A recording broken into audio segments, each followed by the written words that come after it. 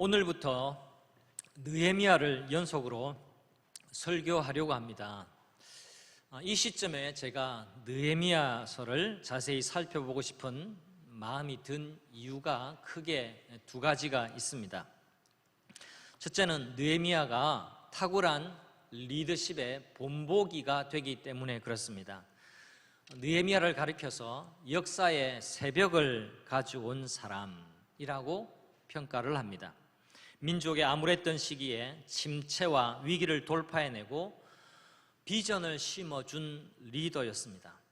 저는 동부산교회 담임 목사로 부름을 받았고 교회의 주인이 되시는 우리 주님으로부터 이 목회를 위임받았습니다. 여러분, 연애 멘트 중에 이런 멘트 기억하십니까? 자나깨나 당신 생각. 청년들은 오글거리지만 좀 배워가시기를 바라고요. 자나깨나 당신 생각. 그러죠? 많이 요즘도 많이 활용하시기를 바랍니다. 많이 좀 사용하세요.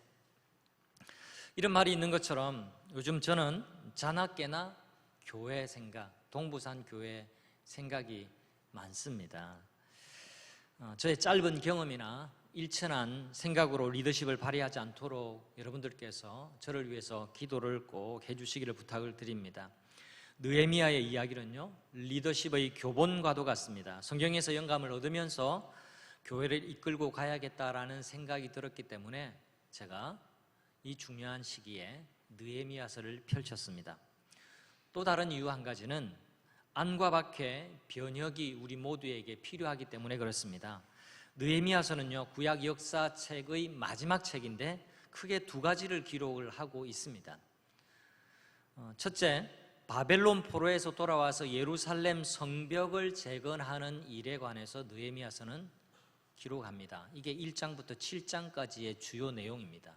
둘째는 하나님의 말씀을 떠나 살던 백성들을 향해서 신앙의 개혁을 기록한 책이에요. 이게 8장에서 13장까지의 중요한 주제가 됩니다. 느헤미야서는요, 무너진 성벽을 세우는 이야기가 있습니다.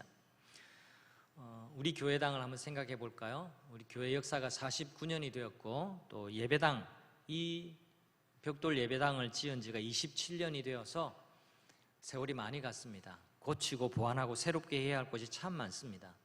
여러분들은 이미 익숙해져서 수십 년 동안 익숙해져서 눈에 안 보이실지 모르지만 제 눈에는 굉장히 많이 보입니다. 그 이유가 제가 이제 다른 곳에 오래 있다가 새로 왔기 때문에, 새로 오면 안 보이던 것이 보이거든요. 그러니까 익숙해져 있지 않기 때문에 그래요. 예를 하나 들어볼까요? 여러분, 몇 주 전부터 앉으신 의자가 조금 편해졌다라고 느끼지 않으십니까? 분명히 편해졌습니다. 우리 예배당이 이렇게 기울이가 되어 있어요. 극장처럼 바닥이 이렇게 되어 있는데요, 의자는 기울이가 적용이 안 돼가지고 의자가 제가 보니까 이렇게 기울어져 있어요. 조금 제가 많이 표현을 하자면, 그러니까 여러분, 사람의 의자가 앞으로 기울어져 앉아 있으면 불편합니다.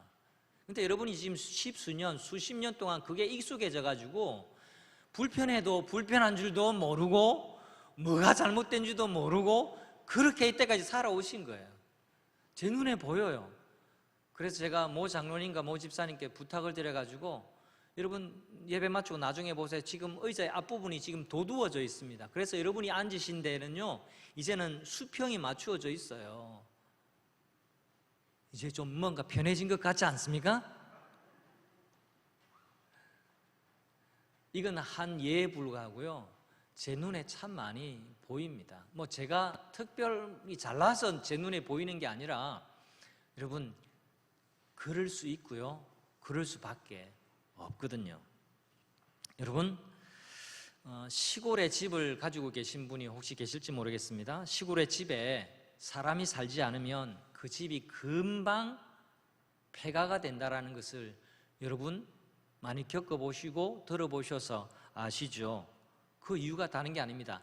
조그마한 고장을 빨리 고치지 않으니까 그 부분 때문에 또 다른 곳에도 문제가 발생하기 시작하고요. 그 문제는 막 눈덩이처럼 불어나가지고 기하급수적으로 대단히 큰 문제가 되어서 얼마 지나지 않아서 집이 이렇게 기울어지고요.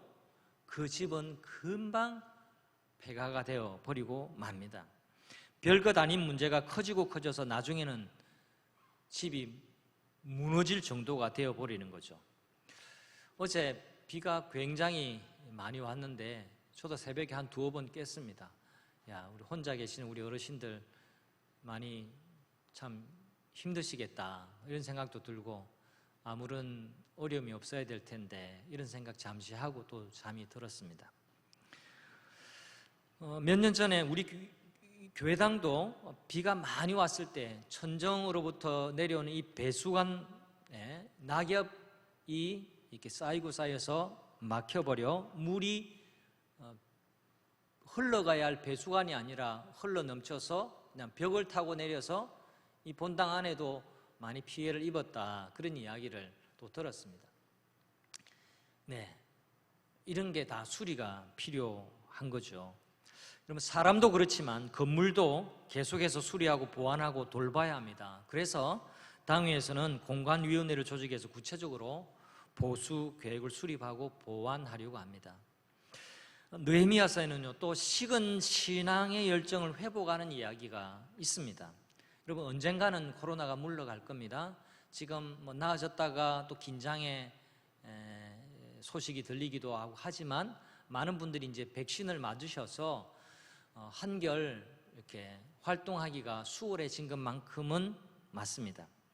언젠가는 코로나가 물러날 겁니다. 물러가고 난 다음에 이전처럼 우리가 뭔가를 해봐야지 하면 그때는 늦습니다. 한번 따라해 주시면 좋겠습니다. 그때는 늦으리. 그때는 늦으리. 피아노로 그때는 늦으리 이렇게 할 수 있으면 하라고 하고 싶은데, 네, 그때는 늦어요. 여러분, 예열이라는 게 있고 예비 동작이라는 게 있습니다. 여러분, 기계로 움직일 때도 예열을 하고 움직여야 됩니다. 안 그러면 무리가 돼요. 그리고 그 기계의 효력을 100% 발휘하기가 어려워요. 예비 동작이 있습니다. 운동을, 무슨 운동이라도 예비 동작을 잘 해야 고수가 되는 거예요. 그죠? 운동 초보자들의 특징이 있습니다. 예비 동작이 없어요. 공이 오면 그때 쫓아간다고, 공이 오기 전에 공이 어느 방향으로 올 것인 것을 예측을 하고 예비 동작을 가지고 그렇게 하면 여유 있게 상대방의 공을 받아낼 수가 있는 겁니다. 준비하면 준비한 만큼 변화를 즐길 수가 있습니다. 느헤미야 이야기에서 우리의 무너진 내면의 성벽을 세우고 시들어진 영혼이 일어나도록 하는 영감을 함께 얻을 수 있기를 간절히 바랍니다. 먼저 느헤미야가 살았던 시대의 간단한 역사적인 배경을 알면 메시지를 더 잘 이해할 수가 있습니다. 여러분, 도표가 보이시죠? 기원전 586년에 유다 왕국은 강대국 바벨론에 의해서 멸망을 당합니다. 이때 여러분 세 가지를 기억하셔야 됩니다. 세 가지. 한 가지는 멸망을 당할 때에 성전이 완전히 무너졌습니다. 성전이. 그리고 예루살렘을 이렇게 감싸안고 있던 성벽이 무너졌습니다. 그리고 귀인들, 왕족들, 그 다음에 똑똑한 사람들, 또 많은 수의 평민들이 포로로 잡혀갔습니다. 이게 멸망과 함께 일어난 유다 나라의 변화입니다. 그러나 세상에 영원한 제국이 없기 때문에 바벨론은 역시 페르시아에 의해서 망하게 됩니다. 페르시아의 왕 고레스가 이제 각 소수민족들은 다 고국으로 돌아가라라고 칙령을 내리게 됐는데요, 포로로 잡혀왔던 유대 사람들도 마침내 고향 예루살렘으로 돌아가게 됩니다. 이때가 기원전 537년이 됩니다. 지도자 스룹바벨을 따라서 돌아온 1차 기환자들은 대략 5만 명 정도로 추정을 하는데, 이들은 주위 이웃 민족들의 끈질긴 방해가 있었지만 기어코 무너졌던 성전을 재건하고야 맙니다. 하나님의 성전 말입니다. 그리고 그로부터 80년이 지난 기원전 458년에 두 번째 귀환의 지도자 에스라가 인도자가 되어서 사람들을 이끌고 두 번째 귀향을 하게 됩니다. 도착해 보니까 먼저 왔던 귀환자들이 성전을 재건해 놓기는 했지만 그 후손들이 하나님을 모르고 우상을 섬기는 민족들과 혼인하고 또 생활은 타락한 삶을 살아가고 있었습니다. 에스라는 유다 민족의 위기는 하나님의 말씀을 망각한 데 있다고 보고 백성들에게 피를 토하는 심정으로 하나님의 율법의 말씀을 낭독했습니다. 그래서 에스라의 리더십 아래 영적인 부흥을 경험한 유대인들이 예루살렘 성벽을 재건하기 위해서 필사적인 노력을 기울였습니다. 하지만 안타깝게도 주변 반대자들의 격렬한 견제 때문에 번번이 실패를 했습니다. 그리고 세월은 이렇게 흘러가고 있었던 때였습니다. 포로 생활에서 고향으로 돌아온 유대인들은 성벽이 없는 예루살렘에서 살아가고 있었습니다. 여러분 생각해 보십시오. 우리 집에 울타리가 없다, 담벼락이 없다, 얼마나 불안하겠습니까? 다른 사람에게 얼마나 만만하게 보이겠습니까? 그와 같습니다. 여러분 잘 주변을 좀 돌아보고 계시나요? 제가 오고 나니까 제 부임을 축하한다고 여기 무슨 병원이죠? 무슨 내과? 네? 맑은 샘 내과. 제가 부임했다고 축하하는 의미인지 모르겠지만 맑은 샘 내과 저 빌딩을 다 리모델링 했어요. 페인트를 막 하고요. 저는 속으로 믿습니다. 내 부임을 축하하는구나. 이렇게 지금 생각을 하고 있습니다. 네, 그리고 또 요 옆에 요양센터 이거 건물 아주 이쁘게 돼 있더라고요. 제가 오기 바로 직전은 아니지만 얼마 전에 또 그렇게 했다 하더라고요. 제 속으로 생각해서 제 부임을 축하하기 위해서 준비한 거구나. 네. 근데 제가 보니까요, 우리 교회가 좀 쇠락했어요. 페인트도 곳곳에 벗겨지고 주변은 깨끗해지는데 교회당이 이렇게 좀 추레하다. 이건요, 지나가는 사람들이 뭐라고 어떻게 생각을 할까? 그 뒷이야기는 여러분의 상상에 맡기겠습니다. 그래서 우리가요, 안팎으로 늘 새롭게 해야 됩니다.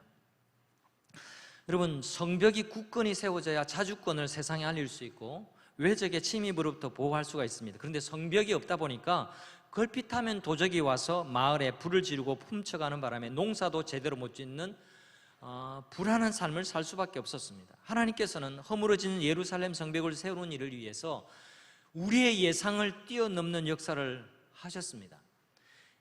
고국 예루살렘으로부터 1000km 떨어진 1000km면 부산에서 서울을 왔다 갔다가 다시 대구, 대전까지 가는 정도의 거리가 됩니다. 여러분, 이렇게 먼 곳에서 일하고 있던 느헤미야에게 비전을 주셨어요. 그래서 느헤미야는 1인칭 관찰자 시점에서 회고록을 글로 남기게 되어졌는데 그게 바로 느헤미야서예요. 비전의 사람 느헤미야 이야기를 통해서 오늘날 우리에게 주시는 하나님의 메시지가 무엇인지, 우리 동부산 교회 그리고 우리 모두에게 주시는 메시지가 무엇인지를 저는 연속해서 함께 살펴보려고 합니다. 느헤미야서는 이렇게 시작합니다. 1절 말씀 다 같이 보실까요? 하가랴의 아들 느헤미야의 말이라. 아닥사스다 왕 제20년 기슬월에 내가 느헤미야가 수산궁에 있는데, 오늘로 말하면 청와대에 있는데 이 말입니다. 여러분, 느헤미야를 이해하실 때 교포 3세 정도에 해당된다라고 보시면 됩니다. 근데 느헤미야가요, 교포 3세인데 출세까지 했습니다. 여러분, 청와대의 관료가 되었다. 이건 어마어마한 출세입니다. 포로로 끌려온 민족의 후예인데 페르시아 제국의 관직에 오를 정도였으니까 얼마나 노력을 많이 했고 애를 많이 썼겠을까요? 여러분, 어느 날 느헤미야가 유다 예루살렘을 다녀온 사람들을 이 왕궁에서 만나는 일이 있었습니다. 고국에 남아있는 동포들이 어떻게 지내고 있는지를 그 형제들에게 물었어요. 근데 이 질문은 느헤미야의 삶의 방향을 완전히 뒤바꾸어 놓았습니다. 남부럽지 않은 자리에 잘 나가던 느헤미야가 왜 그랬을까요? 왜 이렇게 질문을 했을까? 왜 고국을 다녀왔던 이 몇몇 사람들에게 고국의 동포들은 어떻게 지내는지, 예루살렘의 형편이 어떻는지 왜 물었을까요? 그것은 하나님에 대한 사랑, 동족에 대한 관심 때문에 그는 질문을 하지 않을 수가 없었습니다. 오늘 우리가 얻게 되는 첫 번째 교훈은 이것입니다. 함께 따라해 주시면 좋겠습니다. 사랑과 관심이 살아가는 이유를 찾게 합니다. 네, 여러분은 보이지만 저는 또 보이지 않아서 하여튼 저것도 보수해야 됩니다. 제가 한 번만 보겠습니다. 네, 교회 곳곳에 지금 고쳐야 되는 것들이 굉장히 많이 있어요.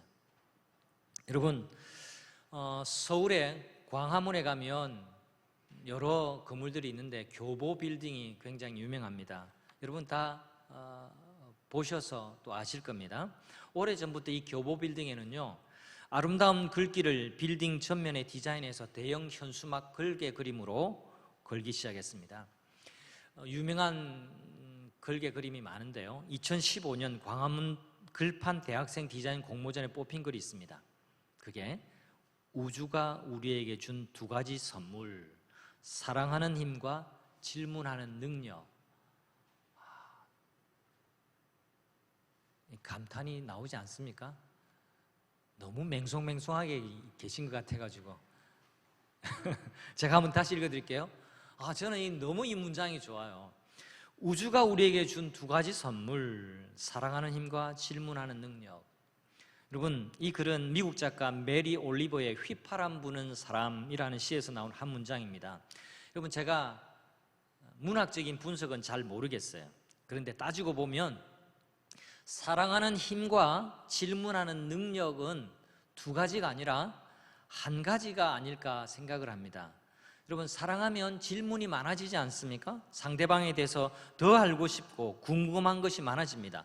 아주 사소한 것부터 궁금한 게 많아집니다. 밥은 먹었는지, 잠은 잘 잤는지, 비가 오는데 우산은 챙겨갔는지, 이게 궁금해져요.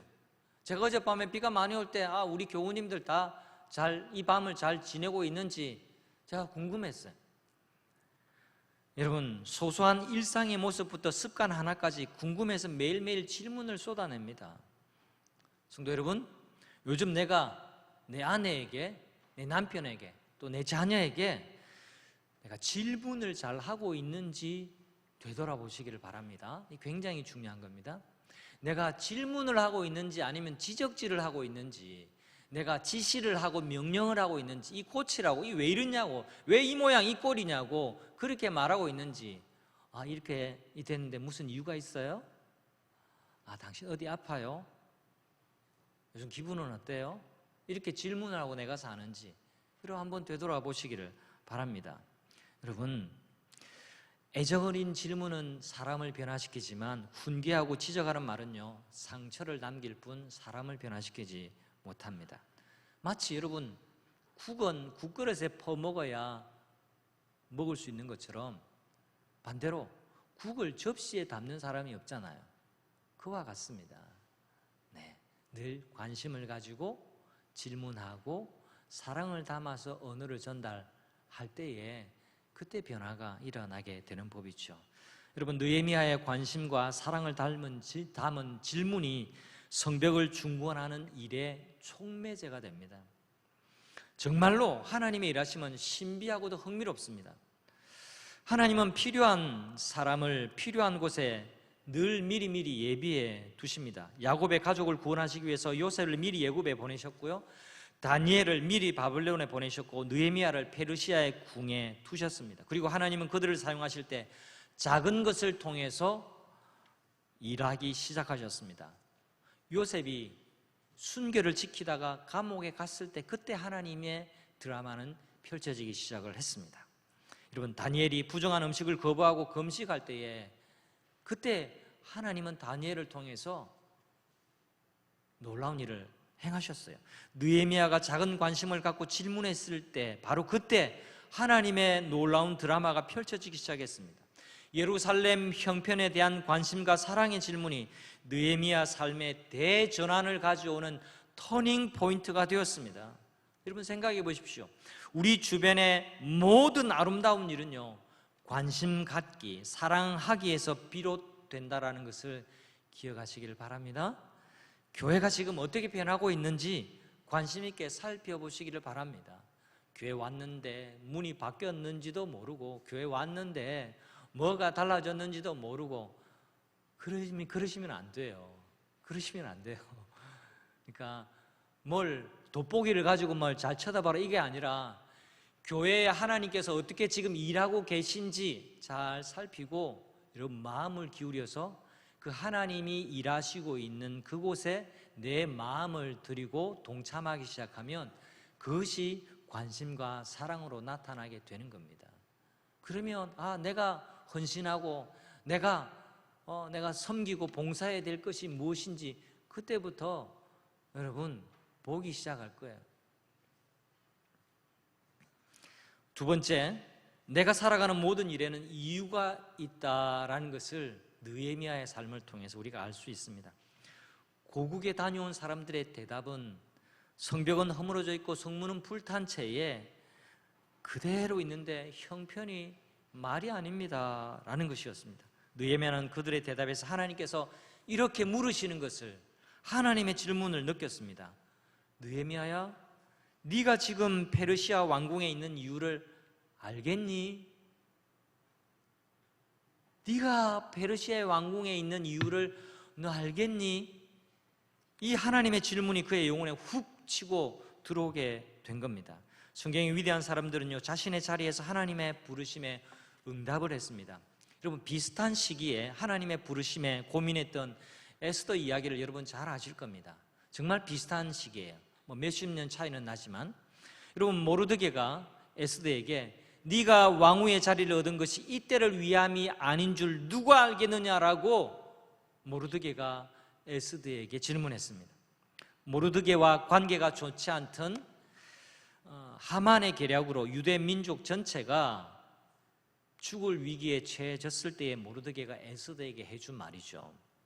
여러분, 에스더는 그 말을 듣고 백성들과 함께 사흘을 금식하고 기도한 후에 유명한 말을 남깁니다. 죽으면 죽으리다, 죽으면 죽으리다 하는 심정으로 동족을 구하기 위해서 왕이 부르지도 않았는데 목숨을 걸고 왕 앞으로 나아갑니다. 그 결과 상황이 역전되고 유대 백성들은 살게 되고 하만은 오히려 처형이 되게 되었습니다. 여러분, 이것이 불임절의 유래가 된 것이죠.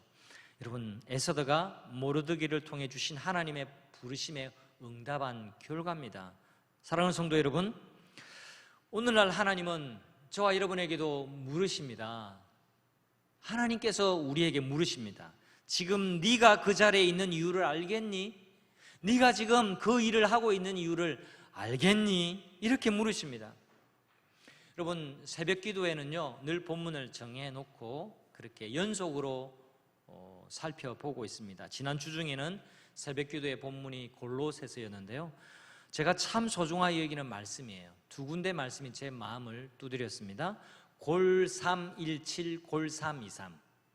무엇을 하든지 말이나 일어나 다 주 예수의 이름으로 하고, 무슨 일을 하든지 마음을 다하여 주께 하듯 하고 사람에게 하듯 하지 말라. 골 3:17, 골 3:23이에요. 무슨 일을 하든지 주 예수의 이름으로 하라. 여러분, 이것이 우리의 삶의 지표가 됩니다. 우리가 살아야 할 라이프 스타일입니다. 여러분, 이 말씀은 소명이라는 개념으로 연결이 됩니다. 우리가 하는 일은요, 모두 하나님께서 맡기신 일입니다. 여러분이 직장에 출근하십니까? 무슨 일을 하든지 말에나 이래나 주 예수의 이름으로 하십시오. 그냥 내가 월급 받으러 간다 이 생각하지 말고, 내가 주 예수님의 입이 되어서 주 예수님의 손이 되어서 내가 세상을 밝히러 간다, 세상을 섬기러 간다, 그렇게 하셔야 됩니다. 여러분, 동료를 대할 때 주 예수의 이름으로 대하셔야 됩니다. 무슨 일을 하든지 마음을 다해서 주님께 하듯 해야 됩니다. 내가 물건을 하나 팔 때에도 내가 주님께 하듯 그렇게 할 때에 내가 하는 그 모든 일들을 통해서 하나님이 영광을 받으시는 겁니다. 그게 직업 소명이에요. 하나님이 우리에게 직업을 가져가실 때 벌어 먹고 살라라고 그것만 가지고 하나님 우리에게 직업을 가지게 하신 게 아닙니다. 그건 믿지 않는 사람들의 생각의 수준이에요. 그런데 하나님은 우리에게 그 직업을 통해서 하나님께 영광을 돌리라, 그 직업을 통해서 하나님을 기쁘시게 하라, 그 직업을 통해서 은혜가 드러나게 하라, 그 직업을 통해서 너를 통해서 하나님의 나라가 세워지도록 하라 라고 하는 것이 우리를 부르신 부름의 목적입니다. 여러분, 목사의 일만 하나님의 일이 아니라 모든 직업이 하나님의 일이라는 사실을 믿으시기를 바랍니다. 아멘 하시기 싫으세요? 안 믿으시는 거예요? 싫으신 거예요? 다시 한번 제가 여러분에게 말씀드립니다. 여러분, 목사의 일이나 여러분의 일이 동일하게 주님의 일이라는 사실을 믿으시기를 바랍니다.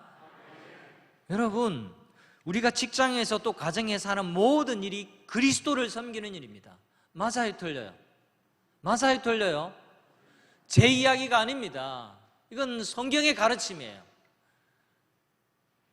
너희는 왕같은 제사장들이다. 이게 베드로가 교회에 향해서 주신 말씀이에요. 목회자 세미나에게 주신 말씀이 아니란 말입니다. 여러분 모두가 다 왕같은 제사장입니다. 이 말은 여러분이 하는 일이 성직이라는 말이에요.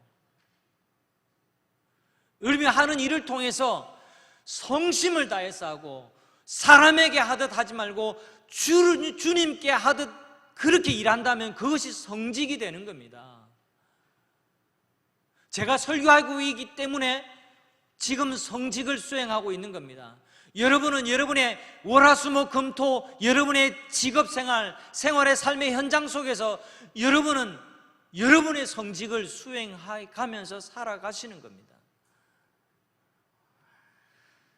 그렇기 때문에 여러분, 하나님께서는요, 누가 무슨 일을 하느냐 이것이 아니라 어떻게 일하느냐 이걸 유심히 보신다는 사실을 기억하는 여러분 되시기를 바랍니다. 우리 하나님이 여기 우리와 함께하고 계심을 믿습니다.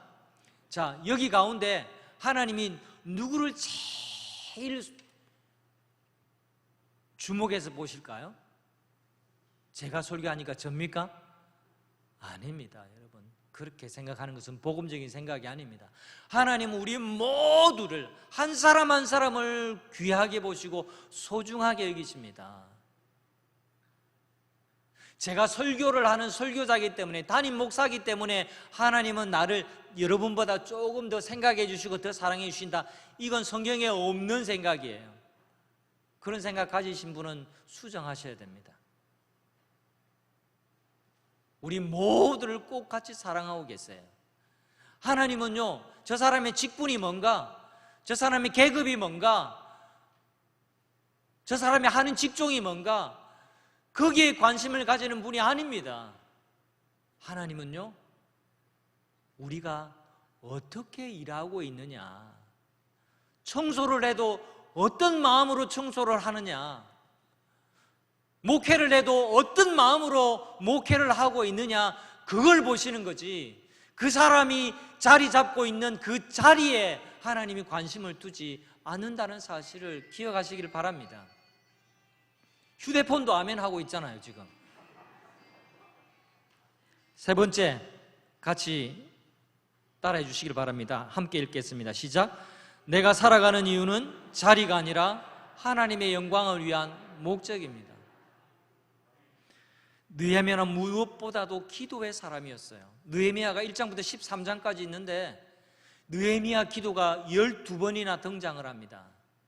여러분, 느헤미야서는요, 기도의 책이에요. 기도의 책. 리더십의 책임과 동시에 기도의 책이에요. 그래서 제가 특별 새벽 기도 때 느헤미야서를 살피려고 합니다. 예루살렘의 형편을 듣고는 얼마나 슬펐던지 며칠 동안 금식하면서 하나님께 기도했습니다. 느헤미야가. 그는 공직에 있으면서 최고위 공무원인 술관원이 되게 해달라고 기도한 적은 없습니다. 지금 이 사실을 살피는 것이 왜 중요하냐면, 우리는 그런 기도를 수도 없이 드리기 때문에 그래요. 하나님, 승진하게 해주세요. 하나님, 내 자녀가 좋은 대학 가게 해주세요. 좋은 데 취직하게 해주세요. 좋은 배우자 만나게 해주세요. 여러분, 이런 기도는요, 주님, 제가 술 맡은 관원장이 되게 해주세요 라고 기도하는 셈입니다. 근데 이런 기도가 나쁜 기도라고 말하는 것은 아닙니다. 하지만 제가 드리고 싶은 이야기는 우리가 조건을 내걸고 기도한 뒤에 응답해 주시면 그대로 사는 사람이 얼마나 될까요? 그리 많지 않습니다. 제가 교회 생활 해보니까 제가 많이 봤습니다. 그렇지 않은 경우를 참 많이 봅니다. 여러분 명심하십시오. 기도는 거래가 아닙니다. 하나님께 거래하는 게 아니에요. 하나님, 내가 이렇게 해주시면, 하나님 이렇게 해주시면 제가 어떻게 해줄게요. 기도를 그렇게 하지 마세요. 그보다 더 중요한 기도가 있습니다. 느헤미야의 기도를 통해 배우는 게 있습니다. 그는 오로지 하나님이 원하시는 것을 위해 기도했습니다. 하나님의 약속을 붙잡고 하나님의 이름을 두리고 택하신 그곳으로 유다 백성들이 돌아오게 해달라고 그는 기도했습니다. 하나님, 내 조국이 회복되게 도와주세요. 무너진 성벽이 세워지게 주님 도와주세요. 5절부터 11절까지의 기도가 다 하나님의 영광을 구하는 기도였습니다. 승진하게 해달라, 술가는 장이 되게 해달라, 그렇게 기도하지 않았습니다. 연봉이 높아지게 해달라, 그런 기도가 아니었습니다. 하나님은 그때에 그 일을 할 수 있게 적절한 자리로 가는 은혜를 베풀어 주신 겁니다. 오늘의 중요한 키워드는요, 그때에입니다. 그때에.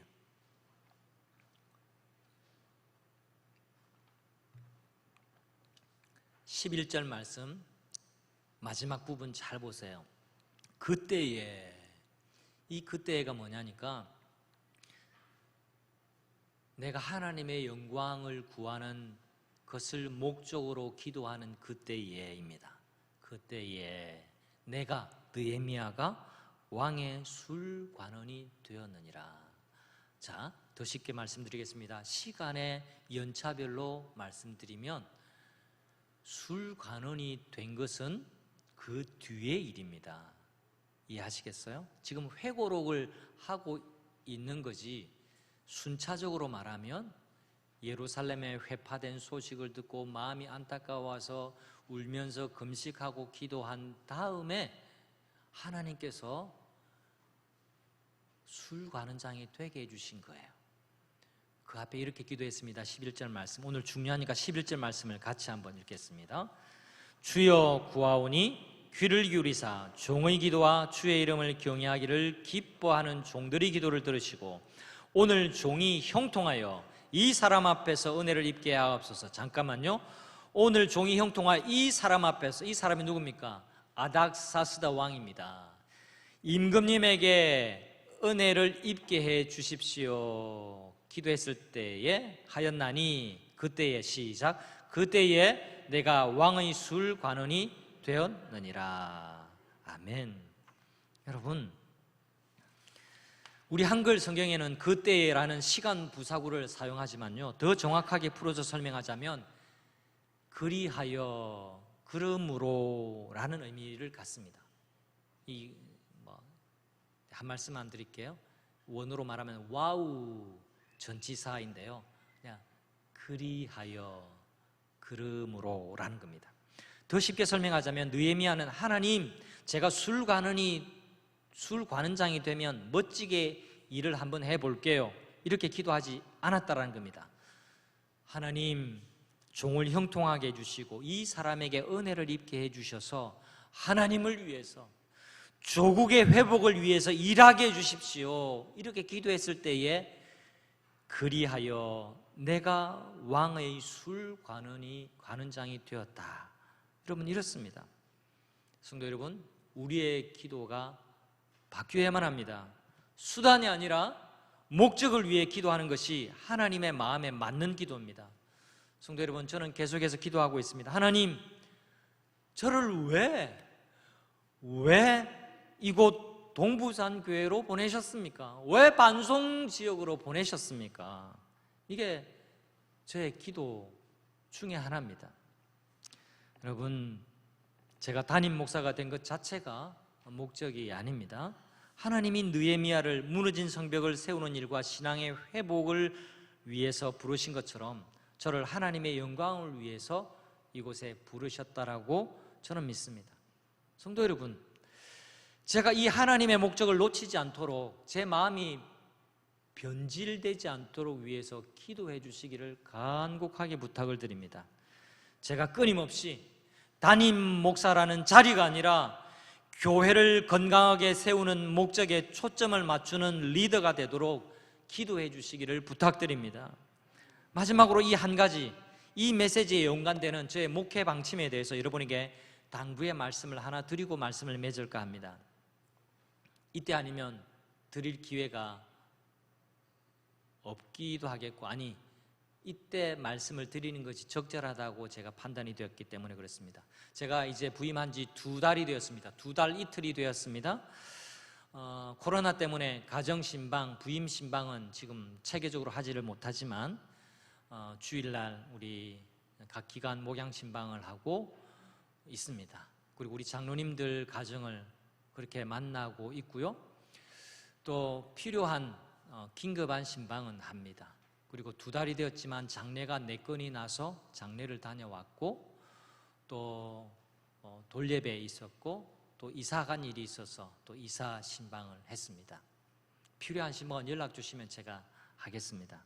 근데 초반에 제가 분명하게 저의 생각을, 제 목회 방향을 여러분에게 말씀드리는 것이 필요하겠다 생각해요. 제가 이제 지내보니까 연말까지 결혼식 줄에 4건이 제게 지금 예정이 되어 있습니다. 그리고 이제 장례라는 것은 또 이렇게 예고하지 않고 날 수 있는 문제이기 때문에. 그런데요, 제게 어떤 분이 이제 봉투를 주셔요. 그래서 제가 그 봉투를 이러지 마세요. 주일날 교회 오셔서 헌금을 하십시오. 아니 목사님, 이건 다른 게 아니라 코로나라서 식사를 대접하지 못해서 그냥 대접하는 겁니다. 제가 잘 대접받은 걸로 하겠습니다. 헌금을 하세요. 그리고 헌금도 이 현장에서 제게 내지 마세요. 본인이 직접 헌금을 하십시오라고 제가 말씀드렸습니다. 여러분 앞으로도 꼭 그래 주시기를 바랍니다. 어떤 종류의 신방이라도 신방을 하시면 감사해서 하나님께 드릴 일이 있거든 목사에게 내놓지 마시고 여러분이 직접 하나님께 헌금을 드리기를 바랍니다. 그리고 목회자, 특히 저를 위해서 봉투는 어떤 봉투라도 내밀지 마시기를 부탁의 말씀을 드립니다. 위임식 때는 제가 이 말씀을 미처 드리지 못해서 몇몇 분이 기습적으로 제 아내에게, 제게는 이제 못 주시고 제 아내에게 봉투를 몇 개 주셨더라고요. 제가 그 봉투 다 모아서 제 감사한 마음을 더 보태서 모두 다 하나님께 헌금으로 드렸음을 여러분 알아주시면 감사하겠고, 봉투를 전해주신 분은 마음에 삐지지 마시기를 바랍니다. 제가 감사한 마음으로 잘 받았습니다. 너무너무 감사하게 받았습니다. 네, 그래서 제가 감사한 게 참 많아요. 그래도 한국적인 정서에 수고한 목사님에게 뭔가 좀 대접할 일이 하고 싶다라고 생각하는 분이 계시면 제가 방법을 하나 알려드릴게요. 그것도 헌금을 하십시오. 봉투에다가 지정 헌금이라고 적으시면 그건 그런 의미로 내시는 헌금이라 생각하고 모아놓았다가 필요한 곳에 교회 이름으로 헌금하신 분의 이름으로 구제하고 선한 일에 쓰도록 하겠습니다. 제 이름이 아닙니다. 제가 그걸 가지고 하는 게 아닙니다. 그게 만약에 모여진다면 제가 당회에 의논을 하고 보고하고 재직회 때에 이건 이렇게 들어왔고 이렇게 사용했습니다라고 여러분에게 밝힐 겁니다. 여러분 하나님께 드리시기를 바랍니다. 제가 이 말씀을 드리는 것은요, 담임 목사라는 자리가 중요한 게 아니고 담임 목사가 무슨 일을 하는 사람인가, 어떤 목적을 위해서 세워진 사람인가를 말씀드리기 위함입니다. 그리고 제가 신방을 하다 보니까 가정 대소사를 앞두고 있으니까 이거 어떻게 해야 되는지 막 고민을 하신다라는, 이거 봉투를 어느 정도 넣어드려야 이렇게 되는가라는 고민을 하신다라는 이야기가 간접적으로 제 귀에 들어와서 더 이야기가 들어오기 전에 제 목회 방침을 여러분에게 전달해 드려야 되겠다라는 생각을 가지게 되었습니다. 그리고 오늘 말씀에 여러분 목회자는 또 여러분은 하나님의 영광을 위해서, 특히나 목회자는 목회자 자신을 위한 것이 아니라 목회라고 성도를 섬기고 교회를 건강하게 세우는 목적을 위해서 세움을 받은 하나님의 직분자라는 사실을 꼭 기억해 주시기를 바랍니다. 그래서 중요한 것은 수단이 아니라 목적입니다. 목적이 더 중요합니다. 목적을 잃어버리면 안 됩니다. 담임 목사인 저를 통해서 또 우리 모두를 통해서 하나님이 영광 받으시도록 함께 힘을 써주시면 감사하겠습니다. 우리 삶의 목적을 밝히는 신약의 말씀 한 구절 함께 읽는 것으로 오늘 말씀을 마치려고 합니다. 다 함께 고린도전서 10장 31절 함께 읽습니다. 그런즉 너희가 먹든지 마시든지 무엇을 하든지 다 하나님의 영광을 위하여 하라. 아멘. 하나님의 영광을 위해서 살아가는 여러분들 다 되시기를 주님의 이름으로 축복합니다. 오늘 임봄 우리 예배를 드리러 왔습니다. 임봄 가족, 어제 우리 돌잔치를 했습니다. 우리 다문화 가정인데요, 우리 임주영 옥린 가족, 우리 본당에 왔습니까? 3층에 우리 유아실에 있네요. 우리 이런 제가 기도하고 있습니다. 하나님, 장례식은 늦추어 주시고 돌잔치 많아지게 해주세요. 어르신들 제 허락 없이 천국 가지 마시기를 바랍니다. 제 허락 없이는 안 됩니다. 돌잔치가 많아지도록 기도해 주시기 바랍니다. 우리 박수 한번, 격려의 박수 한번 해주시면 감사하겠습니다. 제가 늘 말씀을 묵상하면서 찬송도 묵상하는데요, 오늘 여러분 생소한 찬송이긴 하겠지만 이 찬양 한번 부르고 그 다음에 두 번째는 일어나서 우리가 응답의 찬양 드리고 기도하고 마치려고 합니다. 내가 살아가는 이유는 이 찬송인데요, 우리 어르신들도 잘 따라 하시더라고요. 오늘 말씀을 기억하면서 이 찬양 같이 했으면 좋겠습니다.